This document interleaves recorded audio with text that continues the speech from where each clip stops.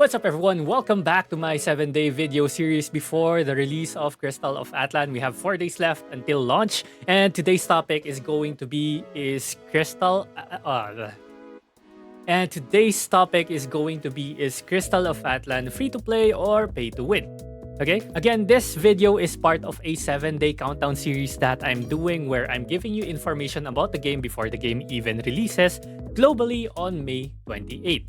So the full playlist is going to be in the description down below. If you missed any of the videos from the 7-day series, please check it out down there. And of course, don't forget to subscribe for more videos on this one so that you don't miss the next one. All right, let's go. Alright, first let's talk about how free-to-play friendly this game is.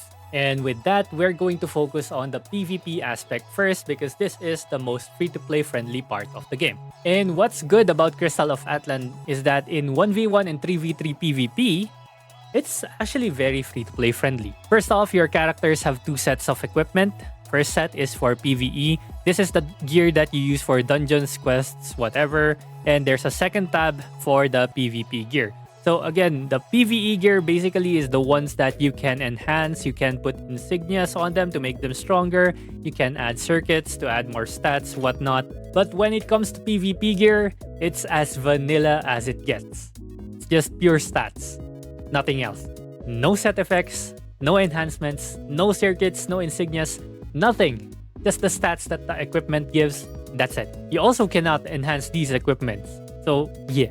Just vanilla gear with stats. The stats remain the same for all classes on each of the equipments, and it's based on the rarity as well. So how do you acquire better PvP gear? It's very simple, just do PvP. So daily you have a limit of how much arena coins you can actually earn, and these coins that you get is what you use to spend in the arena shop. In the arena shop, you have 3 tiers of equipments that you can purchase. So first one is the blue rarity ones, which is available from the start. Level 15, I think, is the level that you need to be able to equip this, and this is going to be free. Everyone will have this as soon as they start with PvP at level 20. Next rarity is the purple rarity ones, equipable at level 25. Actually, you don't have to buy this thing, you can just skip this. This is unlockable once you reach gold rank in PvP Arena 1v1s. So once you're in the gold ranks, you can buy this one, but I suggest you just skip this one and go for the pink rarity ones, which are unlockable once you hit diamond. So diamond is actually very hittable. You can actually hit diamond day 1 if you want to, but if you don't want to, it's fine as well, right? So pink equips unlocked at diamond tier.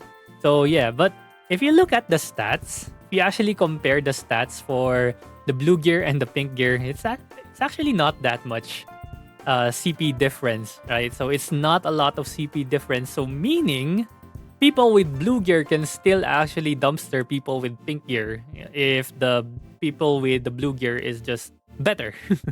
Straight up better. Okay? So again, there is always a chance for you to be able to win when it comes to 1v1 and 3v3 PvP, even if your gear sucks. I mean, yeah, if you don't have the currency to actually buy the purple or pink gear, it's actually fine. It's still doable. PvP is still doable.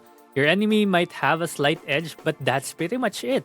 A slight edge. That's all they have. So overall, in terms of 1v1 and 3v3 PvP, this game is very, very free-to-play friendly. Pretty balanced. And you can even beat the whales when it comes to 1v1 arena. You'll notice this when you see their costumes, if they're glowing, right? So yeah, you have to try hard when you see those people, right? The only thing I guess that slightly could have an impact when it comes to PvP is that the levels can be different, right? So whale levels can be much higher than yours, but once everyone hits cap, it's pretty much balanced. Level difference is only going to mean that, or the higher level players have access to higher level abilities, which you will not, and those abilities usually have higher cooldowns but higher damage, so and higher utilities usually. So yeah, that's pretty much it for the PvP and how free-to-play friendly the game is. Now, let's talk about the juicy stuff. PvE. So let's talk about all the things that give extra stats and extra convenience for the paying player. So I'm just gonna be listing them one by one. So first up is energy. So you will have access to battery packs which replenishes energy. This will mean you will be able to grind dungeons much more. You'll be receiving more XP and thus you'll be leveling up much faster than the free-to-play player. Next up is the monthly pack. So the monthly pack I think is the $5 to $10 pack that you have in the shop. And this will increase the max available energy for a player. So I think it increases it from 120 to 140 or 160. I don't remember the numbers. So again, meaning you can grind more, get more XP daily. And this also lets you learn skills. Learn skills that are 5 levels above your current levels. You just get access to that extra skill. Next up, we have the costumes. So costumes in the game provide stats and they also have set bonuses. So yeah, these are pretty good effects. Next, we have titles. So titles as well in the game provide stats. There are some titles that are free to play though that are coming from the rankings. So if you are good enough in the rankings, you might be able to get some OP titles from this one. But of course, these are time limited. So you won't have it every single time, but if you have it, it's pretty fun. It's pretty good. Next up is the pets. So pets will be giving you stats and skills, some passive abilities and active abilities. Next up, we also have inventory slots that are purchasable. So you can get more equipment slots, costume slots, material slots, and consumable slots. You also have personal and account storage. You can just expand those slots. Next, we have insignias that you can equip to your equipments, which is just more stats again. Enhancement bonuses, so you'll be able to have access to plus 12, plus 13 tickets for your enhancements. Also, there are these things that are craftable that can give you 100% enhancement rates. So yeah. And lastly, you have gold, man. Gold. I think I emphasized the importance of gold in the previous video. So gold is pretty much used in everything for crafting, for enhancements especially. So you will have almost an infinite access to gold if you are a whale. Okay, so some of these things kind of forgivable when it comes to pay-to-win aspects for games that we usually see. So now, let us focus on the two biggest offenders when it comes to pay-to-win in games. And this game is not an exception when it comes to these offenders, which is going to be rare pets and rare costumes that has incredible stats. Alright, first let's talk pets. So pets provide passive stats and skills to your character when you have them equipped, and you can equip up to 2 pets at a time. So there's a primary pet and a secondary pet. These pets also have active abilities that can either be a DPS ability or a support ability. So how do you obtain these pets? Especially the rare legendary pets. Well, gotcha. So we have this box here. This is the gotcha box pet that it has changes from time to time for sure. But it has a 2% chance for you to get an S level reward. But there's only a 0.10% chance that you actually get the rare pet as a reward. So the chances are very slim, but there's a chance. But wait, there's more. There's actually pity. There's a pity system to this one. So after 600 box openings, you are actually guaranteed the S tier pet. Now, isn't that great, man? It's just 600 boxes, man. So if you do the math, each pool will cost you 50 gems. And 50 gems is usually around 1 USD. So 600 pools is basically 600 USD. Wow. Now, here's the thing. You actually don't stop at 1 copy because to be able to max out a pet, you need 2 extra copies. So you need 3 copies in total to max out a pet.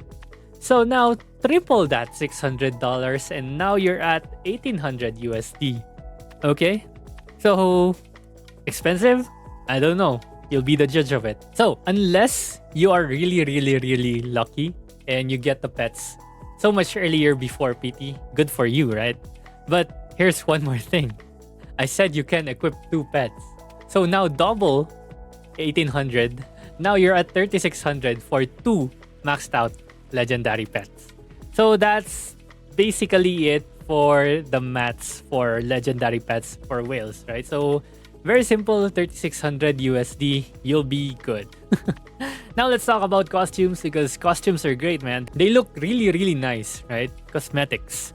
The thing is, cosmetics are not just there for cosmetics because they still have stats, but again, it's limited to PvE, which is nice. Costumes are straight up sold in the shop, so these S-rank sets are usually priced at around 50 USD, so pretty inexpensive. So now let's talk about the SS rank costumes, which have around 150 more CP than the S rank so far right now, because there are actually costumes in CN that has more than double the CP amount of an S rank, but I don't know how to get them, so let's not talk about them for now. Let's talk about the ones that will be on release. So you can actually smelt costumes. So whenever you smelt costumes, you get a 20% chance to actually get an SS rank costume. So 5 costumes smelted is 100% chance to get an SS rank. Again, you can just gacha this one. You can probably stay at 60%, 80% and try your luck in getting the SS rank costume pieces. But let's price it at around 50 USD again for 5 pieces of costume. So that's 5 pieces of costume, 100% chance to get an SS rank. So to get a 5-set SS rank costume set, you'll need around 250 USD. So this is assuming that you went for the full 100% guaranteed smelting, and of course you did not get any dupes for the costume set. Okay, so a little bit of good news for the free-to-play players. I mentioned this in the previous video. You can sell gold for gems. So these gems you can actually use to buy costumes, and at least you get to look pretty, right? But I don't think going for the rare pets is the correct move unless you're feeling really, really lucky with the 2% chance, with the 0.10% chance of getting the pet. Okay, so at least try to go for the costumes and look pretty. That's it. Also, there are free-to-play pets that are decent, actually decent when you get them, and you still should be able to clear all the dungeons, all the main story quests without the legendary pets. So again, legendary pets, reserve that for the whales, man. Let them have fun with their money. So to summarize, 1v1 and 3v3 PvP game modes, very, very free-to-play friendly. As for PvE, again, you can definitely get by with playing as a free-to-play. There's no problem with playing as free-to-play. Like, you can finish almost everything that you can do as a free-to-play with the free-to-play pets and costumes that you will have access to. Whales, again, in summary, 3600 USD for the maxed out legendary pet and around 250 for the SS rank costume, initial SS rank costume. Okay? So I hope this clears out everything about free-to-play and pay-to-win discussions in the game. This is the info that I have right now. So if you think I missed something, let me know in the comments below. And if you have further questions, clarifications, or suggestions, let me know in the comments. I try to respond to every comment that I get. So yeah, that's pretty much it for this video. And next video tomorrow, 3 days left before Crystal of Atlan launches. And we're going to talk about the daily routine that you will be doing in-game for tomorrow's video, okay? Again, subscribe if you haven't yet. And thank you very much for watching. I'll see you guys again next time. Bye-bye. But if I lay down and I play dead and I stay dead, maybe you'll get sick of being the